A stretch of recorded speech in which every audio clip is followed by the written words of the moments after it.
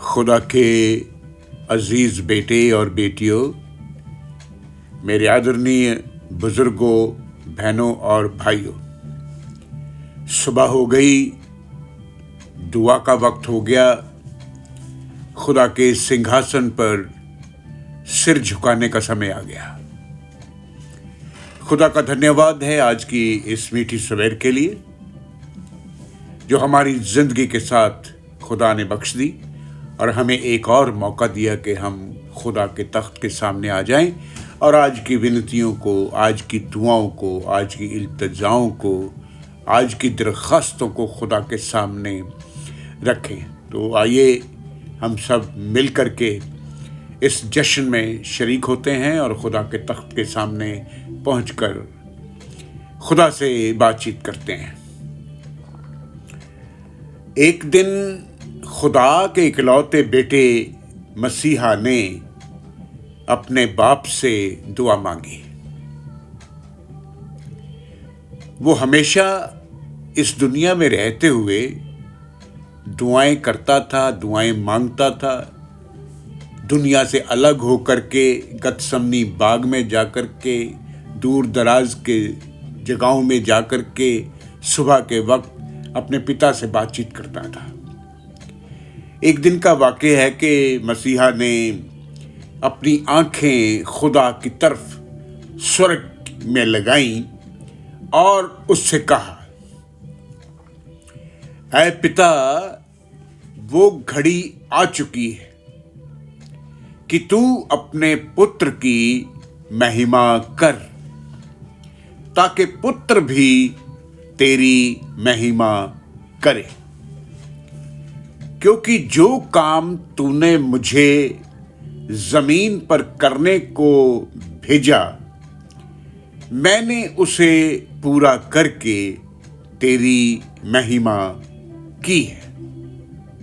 तूने इन सारे लोगों को मुझे दिया है कि मैं इन्हें अनंत जीवन बख्श दूं और इनमें से किसी को भी ना खोऊं, क्योंकि जैसे मैं पवित्र हूं, ये भी पवित्र हो जाएं।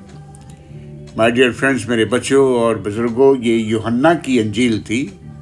उसका 17वां अध्याय जो है वो बयान हो रहा था।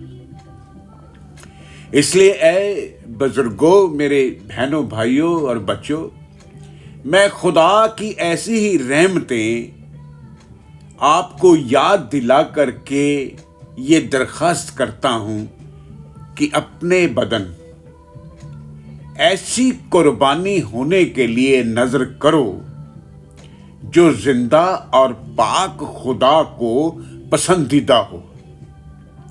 यही हमारी माकूल इबादत है। खुदा का पाक तरीन कलाम आ चुका है, मैं आपके लिए पढ़ने जा रहा हूं। आज की माकूल आयत जो है वो ये रहेगी रोमियो, उसका 11वां अध्याय है, उसकी 16वीं आयत। यहां पर लिखा गया है कि जब भेंट का पहला पेड़ा पवित्र ठहरा, तो सारा गुथा हुआ आटा भी पवित्र है, बल्कि सारी की सारी परात जो है वो पवित्र है।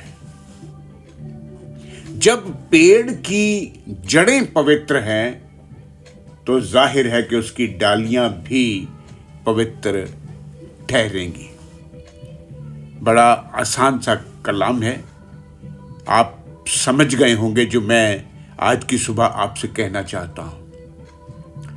अपनी जिंदगी से पुराना खमीर निकाल करके अपने आप को शुद्ध करो और नया गुथा हुआ आटा बन जाओ।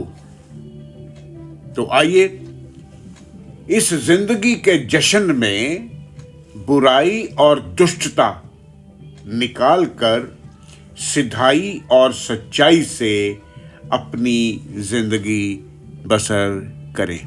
ये हमारी इल्तिजाएं खुदा को मंजूर हों। इन्हीं शब्दों के साथ मैं आज के इस छोटे मैसेज को यहीं पर पूरा कर देता हूँ। खुदा बाप, खुदा बेटे और खुदा पाक रूह के नाम से आमीन आमीन। दुआ का वक्त हो गया, झुकने का वक्त हो गया। अपने हाथों को जोड़ लीजिए, अपने सरों को झुका लीजिए, अपने आप को नीवा कर लें। जो लोग घुटनों पर आना चाहते हैं वो घुटनों पर आ जाएं, ताकि खुदा हमारी आवाज़ को, हमारी फरियाद को नज़दीक से सुने। खुदावंद बाप आसमानी, जिस तरह तेरे इकलौते बेटे मसीहा ने तुझसे दुआ मांगी, हम तेरे बच्चे भी मिल करके तुझसे दुआ मांगते हैं प्रभु। अपने इन सभी लोगों पर रहम करो प्रभु, सारी कौमों पर रहम करो प्रभु। आज के हालात के मुताबिक प्रभु, तेरा रहम, तेरा करम, तेरी मौजूदगी बहुत ज़रूरी है खुदा बाप। हम सबको अपने पाक और पवित्र हाथों में रख करके इस जिंदगी के सफर को पूरा करने की हिम्मत, बल, बुद्धि और शक्ति दें प्रभु। इन सभी बच्चे जो आज तेरे सामने बैठे हैं, अपने सवाल लेकर के आए हैं प्रभु, इन पर रहम करके इनके सारे सवालों का जवाब दो प्रभु। जो बीमार हैं उनकी बीमारी ठीक करो, जो तकलीफ में हैं उनकी तकलीफ दूर करो, जो दुख में हैं उनका दर्द दुख दूर करो खुदा बाप। जो सफ़र में हैं उनके सफ़र को पूरा करो, ताकि हमेशा पवित्र गुथा हुआ आटा बन करके इन लोगों की सेवा में लग जाएं प्रभु परमेश्वर महान। अपनी जिस्म से सारी आलूदगी निकाल करके तेरे पाक और पवित्र हाथों में रह करके पवित्र हो जाएं, पाक हो जाएं। जैसे तू पवित्र है हम भी पवित्र हो जाएं और नेक नीति के साथ अपनी ज़िंदगी बसर करें। जो मांगना भूल गया हूँ खुदावंद बाप, अपने पाक और पवित्र खजानों से अपने आसमानी झरोके खोल करके हम सबको अता करें।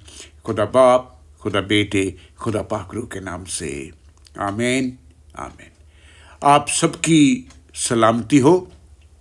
इत्मीनान से अपने काम काज पर जाएं, अपनी रोज़ी रोटी पर जाएं, अपनी दिहाड़ी पर जाएं और अपने बच्चों का ख्याल रखें, अपने परिवारों का ख्याल रखें, अपने बुज़ुर्गों का ख्याल रखें और खुदा में बने रहें। रब रखा।